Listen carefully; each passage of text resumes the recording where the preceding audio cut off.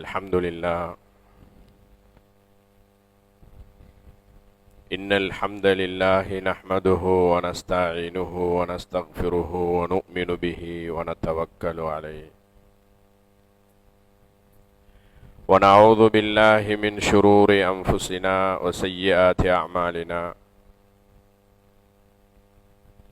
ونعوذ بالله من شرور أنفسنا وسيئات أعمالنا، من يهده الله فلا مضل له ومن يضلله فلا هادي له. أشهد أن لا إله إلا الله وحده لا شريك له، وأشهد أن سيدنا وحبيبنا وشفيئنا ومولانا محمدا عبده ورسوله،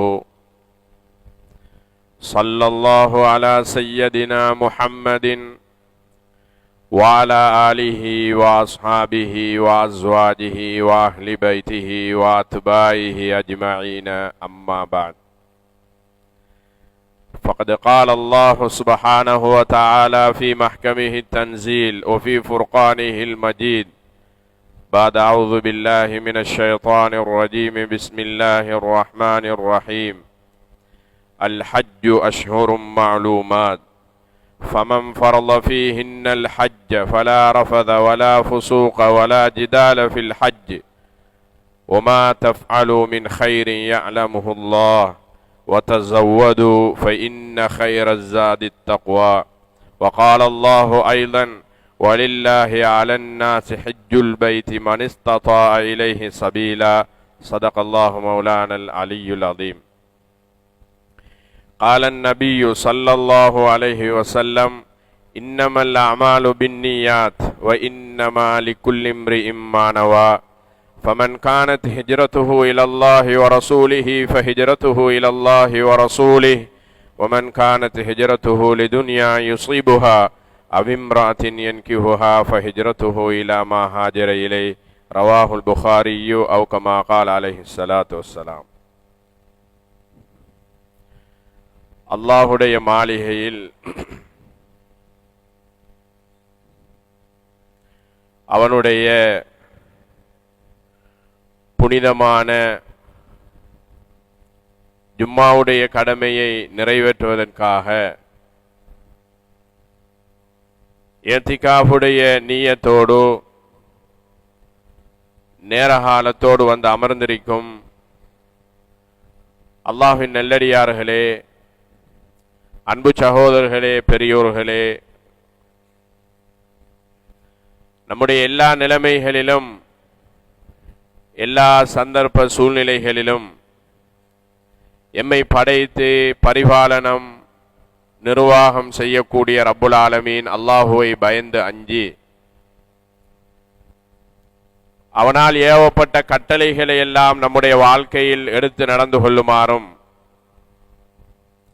இவைகளையெல்லாம் ஈருலக வாழ்க்கையினுடைய வெற்றிக்காக தடை செய்து ஹராமாக்கி வரம்புகள் விதித்திருக்கிறானோ அந்த பாவமான காரியங்கள் விடயத்தில் அல்லாஹுவை பயந்து அஞ்சி நம்முடைய வாழ்நாளை பாதுகாத்து கொள்ளுமாறும் முதலில் அடியானாகிய எனக்கும் அப்பால் உங்களுக்கும் நான் அல்லாஹுடைய பயம், இறையச்சம், தக்வாவை கொண்டு வசியத் செய்து கொள்கிறேன்.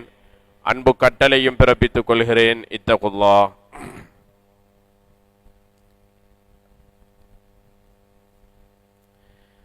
கண்ணியமான சகோதரர்களே, பெரியோர்களே, கனவான்களே,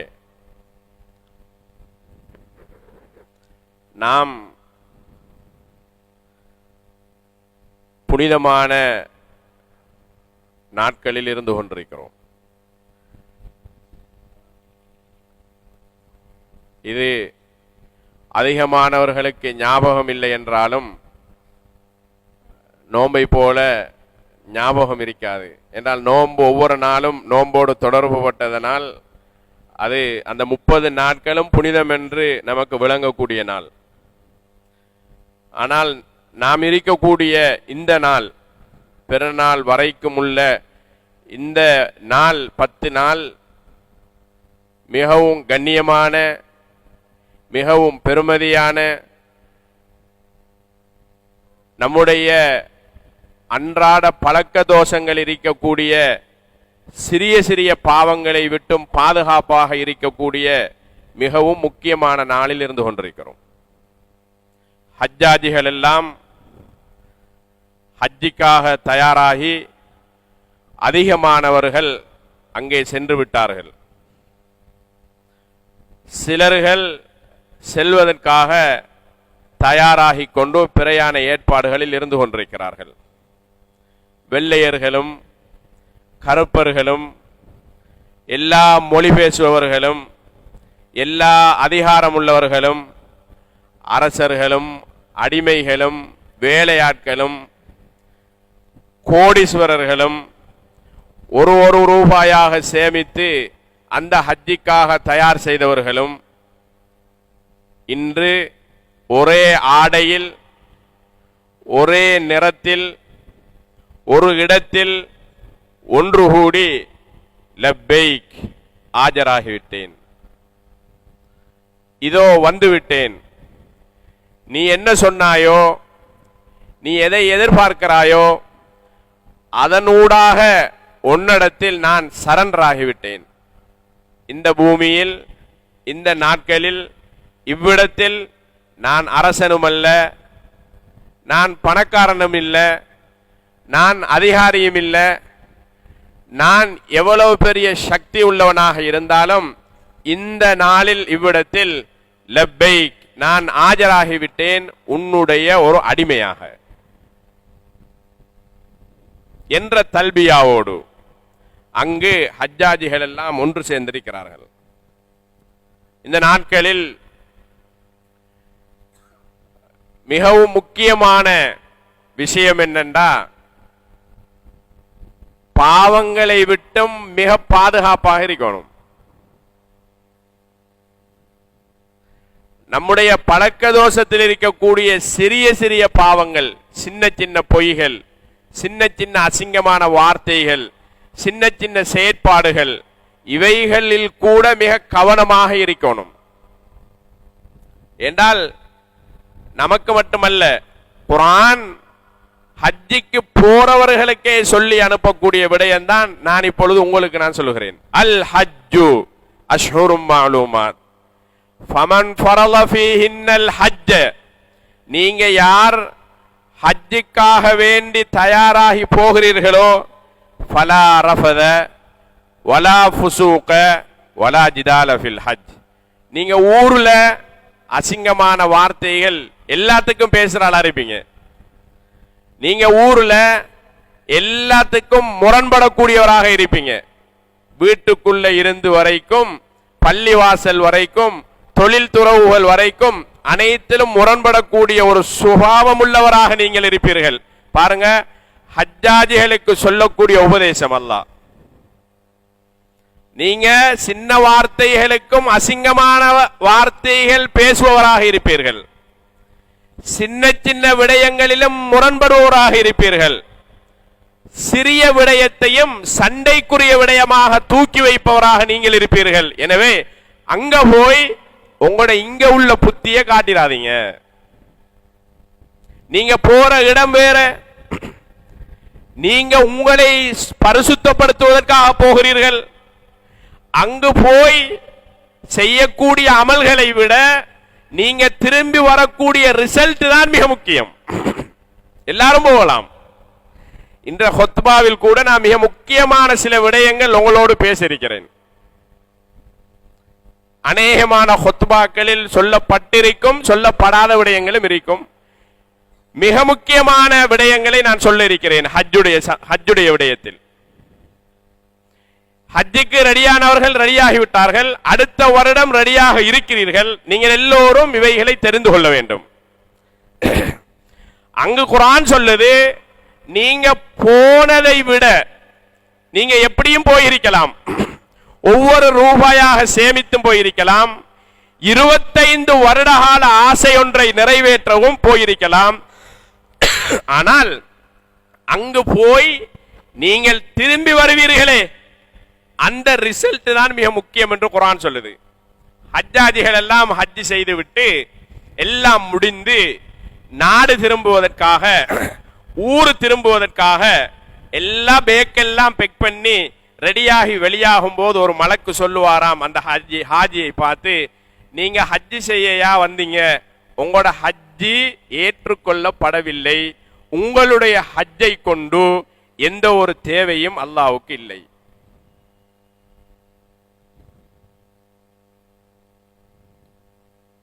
$25 லட்சம் செலவு செய்து, நாம அடிக்கடி சொல்ற என்னண்டா, உலமாக்கள் சொல்லுவாங்க குர்ஆனை படிங்க, மார்க்கத்தினுடைய ஒரு கடமையை செய்வதற்கு முன்னால மார்க்கம் என்ன சொல்லுதுன்னு படிங்க. அதிகமான உலமாக்கள் சொல்றதுதான், இஸ்லாத்துல சம்பிரதாயம் இல்ல, இஸ்லாத்தினுடைய கடமைகள் ஃபங்க்ஷன் இல்ல, இஸ்லாத்தினுடைய கடமைகள் விழா இல்ல,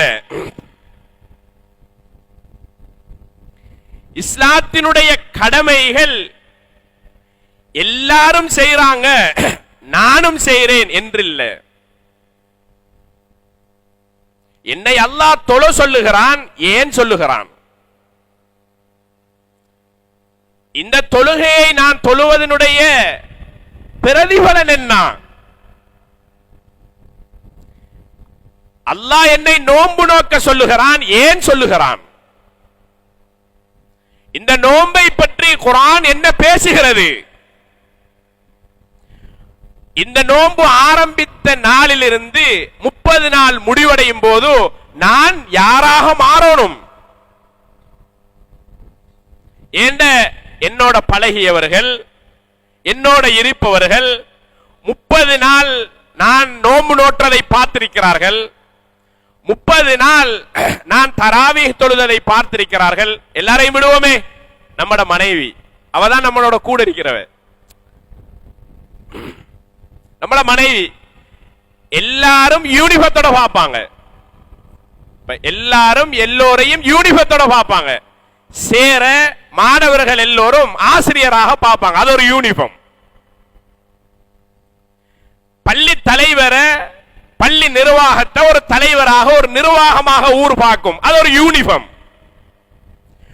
ஒரு போலீஸ் அதிகாரிய மக்கள் எல்லோரும் போலீஸாக பார்ப்பாங்க, அது ஒரு யூனிஃபார்ம், அது ஒரு யூனிஃபார்ம். ஒரு மௌலவிய ஜுப்பாவோட தலப்பாவோட ஒரு யூனிஃபார்மாக பார்ப்பாங்க, அது ஒரு யூனிஃபார்ம். ஆனா நம்மட சமூகத்தில் நம்மளோட இருப்பவர்களில் சிவில்ல பார்க்கிற ஒரே ஒரு ஜீவன் மனைவிதான். ஹைகோர்ட் ஜட்ஜி, அதை விட சுப்ரீம் கோர்ட் ஜட்ஜி, அதை விட பெரிய ஒரு பதவி இருக்கா? சரியா? அவர் வீட்டுக்குள்ள போகும்போது எப்படி செருப்ப கலட்டிட்டு வீட்டுக்குள்ள போறாரோ, அவர் எப்படி போகணும்டா, வாப்பாவாக, அப்பாவாக, மனைவிக்கு கணவனாக, மருமகளுக்கு மாமாவாக, மருமகனுக்கு மாமாவாகத்தான் செருப்போட தந்த பதவியை கலட்டி விட்டு வீட்டை போகணுமே தவிர வீட்டுக்குள்ள அவர் ஜட்ஜ் இல்ல. அங்க சிவில்ல பாக்குறது மனைவி. தக்காளி எடுக்க சொல்லுவா, எடுத்துட்டு வரணும். பிள்ளை அழுகுது தூக்குங்க சொல்லுவா, தூக்கணும். என்னங்க கூடுதலான சட்டம் அறிக்கை யார்கிட்ட? ஜட்ஜி கிட்ட. நீ ஒரு ஜட்ஜ பார்த்து இப்படி கேட்டுட்டாய், இத்தனாம் தேதி தவணை போட இயலாது. ஏன்? அது சிவில் வாழ்க்கை.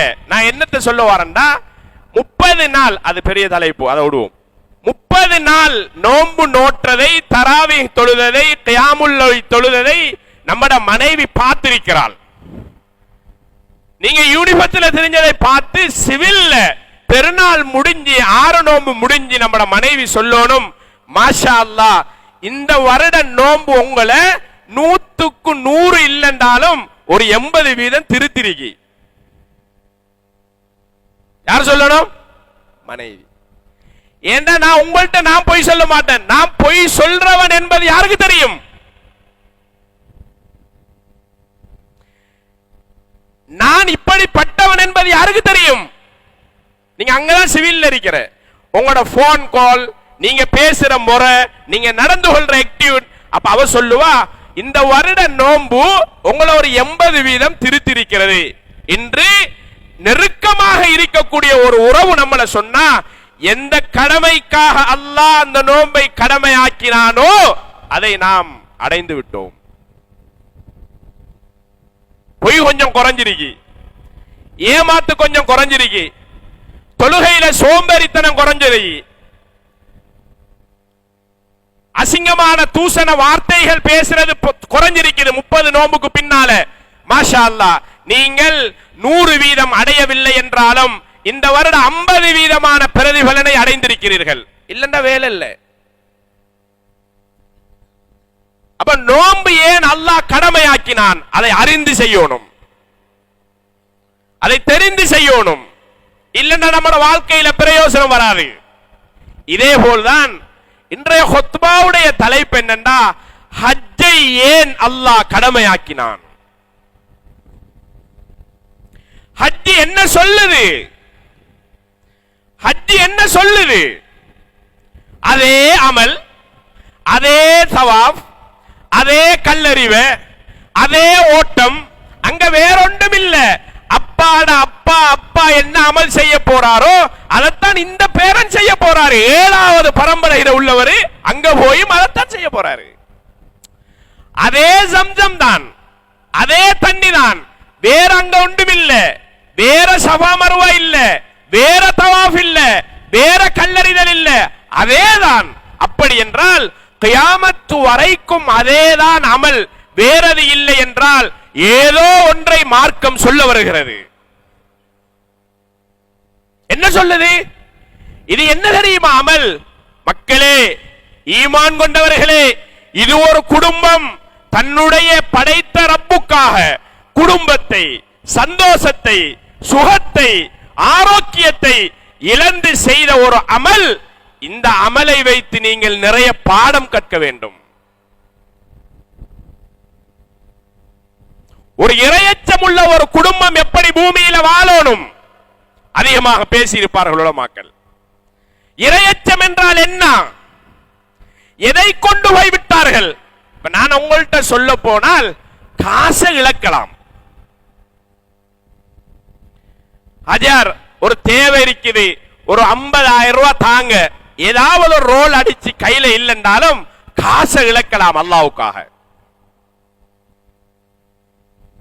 காணியை இழக்கலாம். இழந்தார்கள், இழந்து கொண்டிருக்கிறார்கள். எல்லாத்தையும் இழக்கலாம். ஆனா தந்த பிள்ளையை இழக்க ரெடி இல்லை. நாம இழக்க மாட்டோம். தந்த மனைவியை இழக்க மாட்டோம். தந்த குடும்பத்தை இழக்க மாட்டோம். இப்ராஹிம் அலைஹிஸ்ஸலாம் பயங்கர ஈமான்தாரி, அப்படிதான் சொல்லணும் தமிழ்ல, கடும் ஈமான்தாரி. நம்ம கேட்கிறோம் இல்லையா, தொழுகிறேன் தொழுகிறேன் தொழுகிறேன், 15 வருஷமா தொழுகிறேன், என்ன அதே சைக்கிள் அதே ஊடு, அதே சைக்கிள் அதே வீடு அதே வியாபாரம், தொழுகதான். நான் தொழுகையும் இல்லை, இபாதத்தும் இல்லை, பள்ளியும் இல்லை. வந்தான், வியாபாரம் ஒன்று செஞ்சான், காரு பைக்கு வாங்கினான், காரு வாங்கினான், மாடு வீடு கட்டினான், ஆடம்பரம் வாழ்றான் நிம்மதியா. இது என்ன சொல்லுது மார்க்கம்? தொழுகிற பணக்காரனாக இல்ல, தொழுகிற காசுக்காரனாக இல்ல, தொழுகிற கோடீஸ்வரன் ஆகிறதுக்கு இல்ல. ஒருத்தர் வந்தாரு, 2 காலு மேலாது, வீல் சேர்ல வாராரு, கொண்டு வந்து சஃப்ல நிப்பாட்டி இருக்குது, இருந்து சொல்லுகிறாரு. இவருடைய ஒரு ஆசை என்னன்னா, 25 வருடமாக ஒரு எக்ஸிடென்ட்ல கதிரையில இருந்து தொழுகிறேன், எப்பவாவது ஒரு நாள் நான் எலும்பி நின்று என்ற ரப்புக்கு முன்னால தொழுது காட்டோனும் என்று ஒரு ஆலிமுடைய கையை பிடிச்சு அழுதாரு. இந்த இறையச்சத்தை அல்லாஹ் ஒவ்வொரு தொழுகையிலும் ஒவ்வொரு கடமையிலும் பார்க்கிறான், அந்த ஆசையை. அவர் சொல்றாரு, ஹுத்பா ஓதி முடிஞ்சு தொழுகையை பற்றி இறங்கி ஓதிட்டு வெளியே வரும்போது கூப்பிட்டு, நடந்து வர இயலாது, கூப்பிட்டு கையை பிடிச்சு சொல்றாரு, ஹஸ்ரத், என் வாழ்க்கையில ஒரே ஒரு ஆசை தான் இருக்குது, 15 வருஷமாக கதிரையில இருந்து தொழுகிறேன், என்ற ஒரே ஒரு ஆசை, என்றைக்காவது ஒரு நாள் இந்த நெத்தியை சுஜூதில் பூமியில வச்சு தொழணும். அதோடு அல்லாஹ் இந்த ரூஹ வாங்கினாலும் பரவாயில்லை. இந்த ஆசை, இந்த ஈமான், இந்த இறையச்சம், இந்த தக்வா, இதை அல்லாஹ் ஒவ்வொரு கடமையிலும் எதிர்பார்க்கிறான். இப்ராஹிம் அலைஹிஸ்ஸலாம் அவர்களுக்கு ஆசையாக, ஆர்வத்தாக குழந்தை ஒன்று கிடைச்சிச்சு. பல வகையான அன்பு அதுல நிறைய வச்சாரு. கடைசியில் அல்லாஹ் சொன்னான், இப்ராஹிமே, இன்னொரு பாலைவனம், இப்படிப்பட்ட ஒரு பாலைவனத்துல நீங்க கொண்டு உங்களோட பிள்ளையையும் உங்களோட மனைவியையும் விட்டுட்டு வாங்க. நீங்க நினைக்கப்படாது மக்காவுல அல்லாஹ் விட்ட சொன்னான், அப்படி அல்ல. அல்லாஹ் ஒரு இடத்தை வர்ணித்து சொன்னான். அந்த வர்ணனைக்கு தகுந்த இடமாக அதை தெரிவு செய்தார்கள். சூடு, தண்ணில்ல, ஒரு பாலைவனம், மனைவியையும் பிள்ளையையும் விட்டுவிட்டு வாரார்கள். ரெண்டு வகையான சோதனை. ஒன்று, அதை தாங்கிக் கொள்ளும் ஈமான் குடும்பத்துக்கு வேணும், அதை செய்கிற ஈமான் தந்தைக்கு வேணும். கொண்டு விட்டு வருகிறார்கள். நிறைய விடயம் பின்னால பேசியிருக்கிறது, சுருக்கமாக சொல்லி வருகிறேன். கொண்டு விட்டு வருகிறார்கள். சரியான ஒரு பாலைவனம், பள்ளத்தாக்கு, தண்ணி இல்ல, சாப்பாடு இல்ல. விட்டு வரும்போது மனைவி தான் கேட்கிறா, இப்ராஹிமே, நீங்க எங்க கொண்டு போறீங்க? எங்க கொண்டு போறீங்க? பதில் இல்ல. திரும்ப கொண்டு போறாங்க, பதில் இல்ல. திரும்பவும் கேட்கிறாங்க, பதில் இல்ல. அந்த கணவருடைய ஆக்டிவ், அந்த கணவருடைய செயலை பார்த்து மனைவி தான் கேட்கிறா, அல்லாஹு அமரக்கஹாதா, இது உங்களுக்கு அல்லாஹ் சொன்னானா? இது அல்லாஹ்வுடைய கட்டளையா? இப்ராஹிம் அலைஹிஸ்ஸலாம் போய் நடந்து கொண்டிருக்கும் போதே சொன்னார்கள், ஆமாம், இது அல்லாஹ்வுடைய கட்டளை. தலையால அசைத்து சொன்னார்கள். முஃபஸ்ஸிரீன்கள், தஃப்சீருடைய உலமாக்கள் சொல்றாங்க, இது எவ்வளவு பெரிய தியாகம்டா. உலகம் அழியும் வரைக்கும் ஒவ்வொரு தந்தையும் படிக்க வேண்டிய, ஒவ்வொரு தாயும் படிக்க வேண்டிய ஒரு பாடம். முதலாவது ஈமான், இரண்டாவது தக்வா. அந்த வார்த்தை நடந்து கொண்டு போகும் போதே தலையை ஆட்டி ஆமா என்று சொன்னது இப்ராஹிம் அலைஹிஸ்ஸலாம். நடக்கும் போது தலையை திரும்பி தன் குழந்தையை பார்த்து பதில் சொல்லிருப்பார்களாக இருந்தால், ஒருவேளை அவர்கள் கண்ணீர் தாங்க முடியாமல் இருதயம் வெடித்திருக்கலாம். அவ்வளவு பெரிய ஒரு கவலை. இன்னொன்று, இப்ராஹிமை விடுங்க, ஒரு 15 நாளையால கூட்டிட்டு போங்க. இப்ராஹிமை விடுங்க, ஒரு 2 மாசத்தால கூட்டிட்டு போங்க. இப்ராஹிமை விடுங்க, ஒரு வருஷத்தால கூட்டிட்டு போங்க. நாள் சொல்லப்படல, விட்டுட்டு போங்க. செஞ்சே ஆகணும். நபி செய்தாகணும். நபி மூசா அலைஹிஸ்ஸலாம் கம்ப போட்டாங்க, பாம்பாகிட்டது. எங்க? ஃபிரௌனுடைய தர்பார்ல. சூனியம் நிறைந்த காலம். சூனியத்தால இப்ராஹிமை பயமுறுத்தாட்டினார்கள். நபிமார்கள் செய்தே ஆகணும் அல்லாஹ்வுடைய கட்டளைய. கம்ப போட்டார்கள், பாம்பாகிட்டது. பாம்பு தர்பார்ல இருந்த எல்லா பாம்பையும் பிடிச்சு விழுங்கிட்டு. இப்ப அல்லாஹ் மூசா அலைஹிஸ்ஸலாத்திட்ட இப்ப ஒரு ஈமான படிச்சிட்டாரே, இப்ப இவர ஈமான சோதிக்கணும். அல்லாஹ் மூசா அலைஹிஸ்ஸலாத்திட்ட சொன்னான், மூசாவே, பாம்பை பிடிங்க, கையால பிடிங்க. இப்ப நீங்க போட்ட கம்பு பாம்பாகி எல்லா பாம்பையும் விழுங்கிட்டது, நீங்க பார்த்துட்டீங்க. இப்ராஹிமே, பாம்பை பிடிங்க. எப்படி பிடிங்க? கழுத்துல இல்ல, வால்ல இல்ல, நடுவுல இல்ல. மூசாவே, பாம்புட வாய்க்குள்ள போட்டு பிடிங்க. இப்ப என்ன பார்த்தாரு? எல்லா பெரிய பாம்புகளையும் பாம்பு விழுங்கியதை பார்த்தாரு. இப்ப இவன் என்ன சோதிக்கணும்? ஈமான சோதிக்கணும். இவர்ட்ட நம்பிக்கை வந்துட்டா. இப்ராஹிமே, மூசாவே, பாம்பை பிடிங்க. எங்க பிடிங்க? வாய்க்குள்ள கைய போட்டு பிடிங்க. செஞ்சாகணும். கட்டளை மீறினால் நபி பட்டம் பறிக்கப்படும். இவர் மூசா அலைஹிஸ்ஸலாம் வாய்க்குள்ள கைய போட்டார்கள், கம்பாகிட்டது. ஃபிரௌன் திரட்டி வாரான். ஈமான் கொண்டவர்களோடு மூசா அலைஹிஸ்ஸலாம் ஓடுகிறார்கள். முன்னால நைல் நதி, பின்னால பெரியோர் எதிரி கூட்டம். மூசாவோட வந்தவங்க சொன்னாங்க, நபியே, எங்களை மாட்டி விட்டீங்க. மூசா அலைஹிஸ்ஸலாம் சொன்னாங்க, இந்த வார்த்தையை கவனியுங்கள். இதுதான் நான் என்ன சொல்ல வருகிறேன் என்பதை இந்த வார்த்தையில் இருந்து நீங்கள் புரிந்து கொள்வீர்கள். மூசா அலைஹிஸ்ஸலாம் சொன்னாங்க, இன்ன மய்ய ரப்பி, தன்னோட வந்தவங்கள்ட்ட சொன்னாங்க, இல்ல இல்ல நீங்க பயப்பட வேணாம், படைச்ச ரப்பு என்னோட இருக்கிறான். யார் இருக்கிறான்? படைச்ச ரப்பு, ஏண்ட ரப்பு என்னோட இருக்கிறான், நீங்க பயப்படாதீங்க, ஃபிரௌன் திரட்டி வரட்டும். இப்ப வந்தவங்க சொன்னாங்க, மூசாவே பின்னால வாளோட திரத்துறான், வந்துட்டான் கிட்ட, முன்னால கடல், நீங்க சொல்றீங்க என்ன சொல்றீங்க? இன்னமா இய ரப்பி, அல்லாஹ் என்னோட இருக்கிறான்னு சொல்றீங்க. மூசா அலைஹிஸ்ஸலாம் இந்த வார்த்தையை சொன்னாங்க. அல்லாஹ் என்ன செஞ்சிருக்கணும்? இதுதான் நம்மட வாழ்க்கையில நம்மட ஈமானுடைய முடிவு. அல்லாஹ் என்ன செஞ்சிருக்கணும்? சுப்ஹானல்லாஹ், இவ்வளவு பெரிய இக்கட்டான நிலைமையில ஏண்ட ரப்பு அல்லாஹ் என்று சொல்லிட்டாரு மூசா, கடலே பிளந்து கொடு, அப்படிதான் சொல்லணும். நாமெல்லாம் அப்படிதான் எதிர்பார்க்கும். வானத்தால கொட்டணும், பூமி பிளக்கணும், கிணத்துக்கு இருந்து வரணும், கை நிறைய பணம் இருக்கணும், சுபஹு தொழுதா கடையில கூட்டம் அலைமோதணும், அப்படிதான் நாம எதிர்பார்க்கிறோம். மூசா அலைஹிஸ்ஸலாம் சொன்னாங்க, எந்த அல்லாஹ் என்னோட இருக்கிறான். அப்படியா? ரைட். இப்ப என்ன வார்த்தை சொன்னீங்க? படைச்ச ரப்பு என்னோட இருக்கிறான். எனவே மூசா, உங்களோட கையில இருக்கிற கம்பால கடல் அடிங்க. கடல் பிளக்கல, ஃபிரௌன் கிட்ட கடல் பிளந்திருக்கணும். இந்த ஈமானுடைய வார்த்தைக்கு இவர் சொன்னது வார்த்தை, செயலால வரல. நபி சொன்னது வார்த்தை, செயலால வரல. சின்னோரு கம்பால சமுத்திரத்தில் அடிக்க சொல்லுகிறான் அல்லாஹ். என்ன காரணம்? யோசிக்கணும். அந்த ஈமானுடைய வலு, படைச்ச ரப்பு சொன்னான் அடியுங்கள், அடிச்சாங்க 12 பாதை. எதுக்கு பின்னால? அடியுங்கள் என்ற வார்த்தையினுடைய ஈமானுடைய சோதனைக்கு பின்னால் 12 பாதை.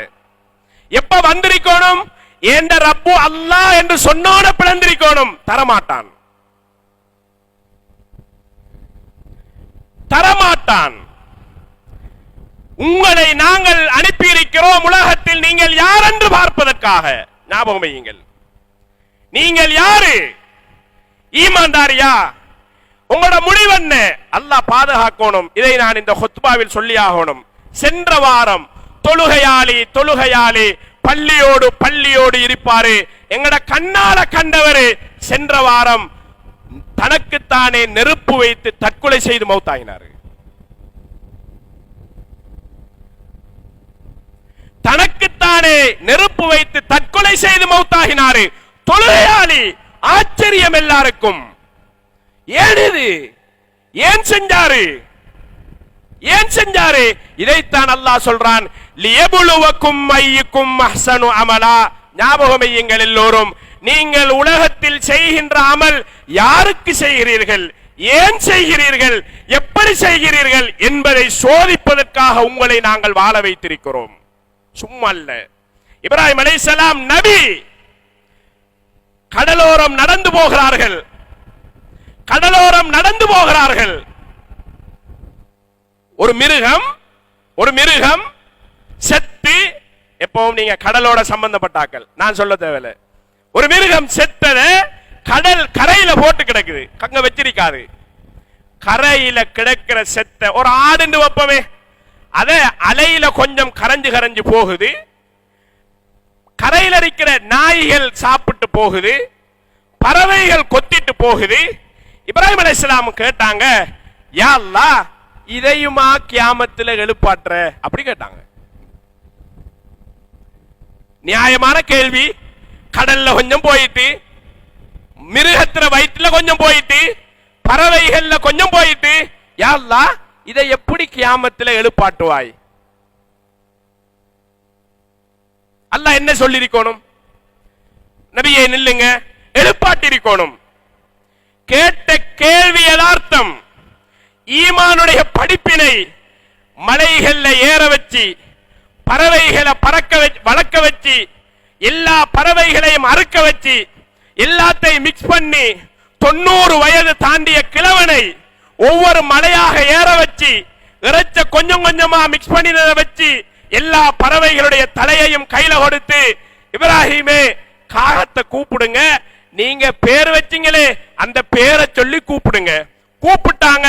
எல்லா மலைகள்ல இருந்த இறைச்சிகளும் காகத்துடைய இறைச்சிகளும் ஒன்று சேர்ந்து தலையில வந்து ஒட்டி பறந்ததை கண்டாங்க. பறந்ததை கண்டாங்க. குர்ஆன் சொல்லுது.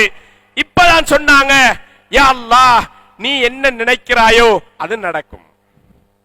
ஈமான கண்டவங்க நெருப்புக்குள்ள போட்டான், நெருப்புக்குள்ள ஈமான படித்தவங்க எல்லாம் சரி. அல்லாஹ் பார்த்தான், இவரை எல்லாம் வெற்றி மனைவியை கொண்டு பிள்ளையையும் கொண்டு பாலைவனத்தில் விடட்டும்.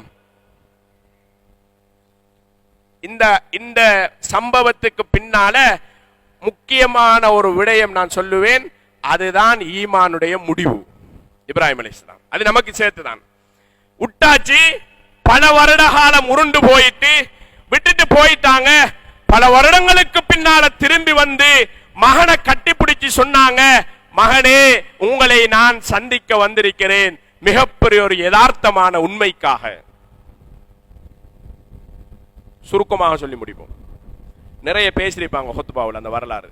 நாம சுருக்கமா சொல்லிட்டு ஒரு முக்கியமான விஷயத்துக்கு வருவோம். மகனே உன்னை நான் வந்திருக்கிறேன் சந்திப்பதற்காக. பல வருடங்களுக்கு பின்னால திண்டியா குடிச்சியா என்ன செய்தா என்று தெரியாது, கட்டி பிடிச்சு சொன்னாங்க, மகனே நான் வந்திருக்கிறேன் என்ன தெரியுமா, இன்னி அராஃபில் மனாமி அன்னி அஸ்பஹுக ஃபந்துர் மாதா தரா. மகனே நான் கனவுல அடிக்கடி உன்னை அறுப்பதாக கனவு காண்கிறேன், என்ன விஷயம்? பயான்ல கேட்டிருப்பீங்க, தர்ஜமாவுலையும் படிச்சிருப்பீங்க. ஒவ்வொரு வருஷமும் சொல்லுவாங்க. இந்த ஆயத்துடைய யதார்த்தத்தை கொஞ்சம் யோசிச்சீங்களா? எதுக்கு பின்னால வந்து என்ன சொல்றாங்க? விட்டு விட்டு பாலைவனத்தில் உம்மாவையும் மகனையும் விட்டு விட்டு பல வருடங்களுக்கு பின்னால வந்த வாப்பா மதரசாவுல ஒரு கிழமை 10 நாளைக்கு பிறகு சந்திக்க போற வாப்பா இல்லாத பழம் இல்லை, செய்யாத பலகாரம் இல்லை, எல்லாத்தையும் பேக்கில் போட்டு எடுத்துட்டு வெள்ளிக்கிழமை கேட்டால மகன் வரும் வரைக்கும் எதிர்பார்த்திருக்காரு பார்சலோட. பல வருஷம் இல்ல, போன கிழமை தான் பார்த்தேன், போன கிழமை தான் பார்த்தேன். அவ்வளவு பாசம். மகன் மதரசாவுல வீட்ட ஒரு செவ்வாய்க்கிழமையில ஒரு ஃபங்க்ஷன் பிரியாணி செய்யறாங்க. பாப்பாக்கும் இறங்குது இல்ல, உம்மாக்கும் இறங்குது இல்ல. என்ன புள்ள என்ன திங்கானோ? பாசம். உங்களுக்கு மட்டும் இல்ல பாசம், அந்த நபிக்கும் இருந்துச்சு. உங்களுக்கு மட்டும் இல்ல பாசம், அந்த நபிக்கும் இருந்துச்சு. அந்த நபிக்கும் இருந்துச்சு. அப்படி ஒரு பாசம். வந்து மகனை கட்டிப்பிடிச்சு சொன்னாங்க, மகனே நான் வந்திருக்கிறேன், உங்களை அறுப்பதாக கனவு காண்றேன், உங்களோட அபிப்பிராயம் என்ன? மகன் என்ன சொல்லணும்? என்ன வாப்பா நீங்க இதே தாத்திரீங்க? மகன் சொன்னாரு, வாப்பா நான் அறிந்த வகையில நபிமார்களுக்கு வார கனவு இருக்கே, நபிமார்களுக்கு வார கனவு, நீங்க நபி, நபிமார்களுக்கு வார கனவு இருக்கே அது வஹி, அது கனவு இல்ல, அது வஹி. என்னை அறுக்கும்படி அல்லாஹ் உங்களுக்கு கட்டளையிடுகிறான். இஃப்அல் மா துமர் சதஜிதுனி இன்ஷா அல்லாஹு மினஸ் ஸாபிரீன். என்னை அறுங்கள், அறுக்கும் போது நீங்கள் என்னை பொறுமையாளராக பார்ப்பீர்கள். அறுக்கணும். கனவு. கத்திய தீட்டுறாங்க, மகன் ஒரு கையில பிடிக்காங்க, உம்மா பார்த்துட்டு இருக்காங்க. எவ்வளவு பெரிய ஒரு ஈமானுடைய போராட்டம். போறாங்க, ஷைத்தான் சொல்றான், இப்ராஹிமே அங்க கல்லறிகிறாங்க ஷைத்தானுக்கு. அந்த இடத்துல வந்து இப்ராஹிம மறிச்சு ஷைத்தான் சொன்னான், இப்ராஹிமே என்ன வாப்பா, ஒரு கனவு, ஒரு கனவு ஒரு பிரச்சனையா? யாராவது மகன் அறுப்பானா? வந்த கோபத்துல கல்லால எறிகிறாங்க. ஷைத்தானுடைய போராட்டத்துல போறாங்க. கத்தி அறுக்கல, அதொரு வெறி.